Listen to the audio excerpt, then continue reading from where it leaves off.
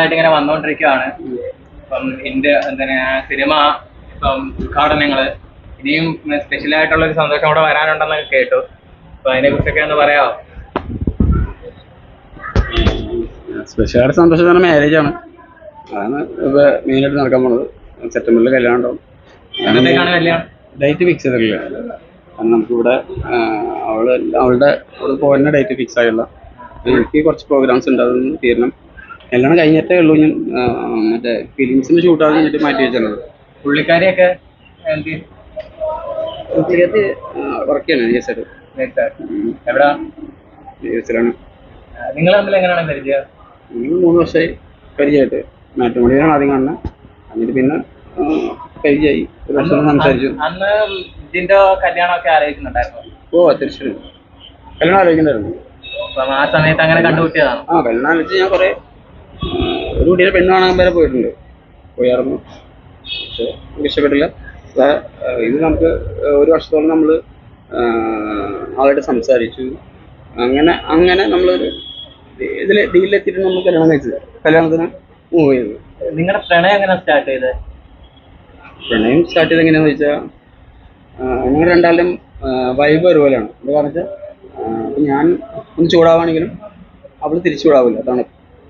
തിരിച്ച് അവൾ ചൂടാവുകയാണെങ്കിലും ഞാൻ സൈലന്റ്. അങ്ങനെയാണ് കൂടുതൽ മനുഷ്യർ സക്സസ് ആവുക. രണ്ടാളും ഒരേ വൈബിലേക്കൊന്ന് എപ്പോഴും അവിടെ പ്രശ്നങ്ങൾ ഉണ്ടാവുകയുള്ളൂ. അങ്ങനെ പിന്നീട് നമുക്കിപ്പോൾ സത്യം പറഞ്ഞാൽ ഒരു സെക്കൻഡ് മാരേജ് എന്ന് പറഞ്ഞാൽ, നമ്മളൊരാളെ സെലക്ട് ചെയ്യുമ്പോൾ നമുക്ക് ഇനി വീണ്ടും ഒരു ഡൈവോഴ്സ് ചെയ്യാൻ നമുക്ക് താല്പര്യമില്ല. കാരണം മാക്സിമം ബെറ്ററായിട്ട് ചെയ്യണമെന്ന് ആഗ്രഹിക്കുന്നതാണ്. ആള് അമേരിക്കയിൽ പോലും നമുക്ക് ഇത്രയുള്ള ഡ്രസ്സൊക്കെ ഇട്ട് നടക്കുള്ളൂ. അങ്ങനത്തെ ആളാണ്. എല്ലാ ദിവസവും പള്ളിയിൽ പോകുന്ന ആളാണ്. അപ്പം അതൊക്കെ ഒരു ദൈവിക ഭക്തിയിൽ ജീവിക്കുന്ന ആളാണ്. പുള്ളിക്കാരിയുടെ ഫസ്റ്റ് മാരേജാണ്? പുള്ളിക്കാരിയുടെ സെക്കൻഡ് മാരേജാണ്. Second marriage. ഒരു മോളുണ്ട്. മോളുടെ പേരെന്തുവാ? നക്ഷത്ര. എത്രയുള്ള പഠി? ആളിപ്പോ ഫിഫ്ത്തില്. നിങ്ങളാണെങ്കിൽ ഈ ഒരു ബന്ധം, ജിൻഡോ ആണെങ്കിൽ ഇപ്പോഴല്ലേ ഒരു ഫെയിമായിട്ടുള്ള ഒരു വ്യക്തിയായി മാറുന്നത്. ഇതിനു മുമ്പാണെങ്കിൽ ജിൻഡോ അങ്ങനെ അധികം ആൾക്കാർക്കൊന്നും അറിയത്തില്ല, ഇത്ര ഫെയിം അല്ല. അപ്പം തന്നെ അവരുടെ വീട്ടുകാർക്കൊക്കെ എങ്ങനെയായിരുന്നു അതിന്റെ ഒരു തോന്നുന്നു? അവരുടെ വീട്ടുകാർക്ക് ആദ്യമേ ഇപ്പോഴായാലും വലിയ താല്പര്യമില്ല. കാരണം വെച്ചിട്ടുണ്ടെങ്കിൽ അവര് അവിടെയുള്ള ആൾക്കാരോട് കെട്ടിക്കണമെന്നാണ് അവർക്ക് കൂടുതൽ ആഗ്രഹം. US തന്നെയുള്ള ആരും കെട്ടിക്കണം ആഗ്രഹം. പക്ഷെ അവർക്ക് ഞാൻ മതി എന്നുള്ള വീഡിയോകളിൽ എത്ര മാരേജ് വന്നാലും ആള് പിന്നെ മാറ്റി വിടും. ഞാനങ്ങനെയായിരുന്നു. വേറെ കല്യാണം വേണ്ടാന്ന് മാറ്റി വിടും. വീട്ടുകാർക്ക് ഇപ്പോഴും എതിർപ്പുണ്ടോ? ചിലർക്കൊക്കെ ഉണ്ട്. ആർക്കും എതിർപ്പെടാനും കാര്യമില്ല. ഇതിനൊക്കെ എങ്ങനെയാണ് നിങ്ങൾ രണ്ടുപേരും ഫേസ് ചെയ്തത്? നമുക്ക് രണ്ടാൾക്കും പ്രായപൂർത്തിയായ ആൾക്കാരല്ലോ. നമുക്ക് എന്തായാലും ഒരു സ്വയം തീരുമാനം എടുക്കാനുള്ള ഇതുണ്ടല്ലോ. ആരും വേറൊരു മാരേജിന് തയ്യാറല്ല എന്ന് പറയുമ്പോൾ പിന്നെ അത് ചിന്തിക്കേണ്ട ആവശ്യമില്ല. അതാണ്. ബിഗ് ബോസിൽ ഇറങ്ങിയിട്ടുള്ള വിശേഷം എന്തൊക്കെയാ? നല്ലൊരു വിശേഷം എന്ന് പറയാം.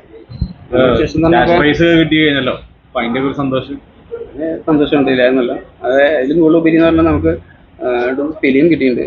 അതിന്റെ ആഫ്റ്റർ മാരേജ് നമ്മൾ ഫിലിം ചെയ്യുന്നുള്ളൂ. കാരണം ആൾക്ക് വന്നാലൊരു 2-4 ലീവ് ഉണ്ടാവുള്ളൂ. അത് കഴിഞ്ഞിട്ട് ഫിലിം സ്റ്റാർട്ട് ചെയ്യുന്നുള്ളൂ. അതിനിടയ്ക്ക് അഭിനയമൊക്കെ ചെറുതായിട്ട് പോയി പഠിക്കുന്നുണ്ട്. ഇപ്പം അഭിനയം പഠിക്കുന്നുണ്ടോ ഇപ്പം? ചെറുതായിട്ടൊക്കെ. ഈ കല്യാണം കഴിഞ്ഞിട്ട് ഇവിടെ തന്നെ നിൽക്കാനാണോ പ്ലാൻ, അതോ US-ലോട്ട് പോകാനാണോ?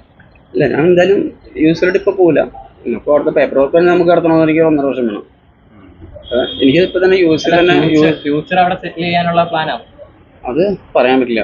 കാരണം നമ്മുടെ പിന്നീടുള്ള കാര്യങ്ങൾ എങ്ങനെയാണെന്ന് നമുക്കത് പ്രവചിക്കാൻ ഇപ്പൊ പറ്റാൻ പറ്റില്ല. ചെറുതായിട്ടാണ്. കാരണം എനിക്കിവിടെ ഒരുപാട് പിന്നെ സെന്റർ ഉണ്ട്.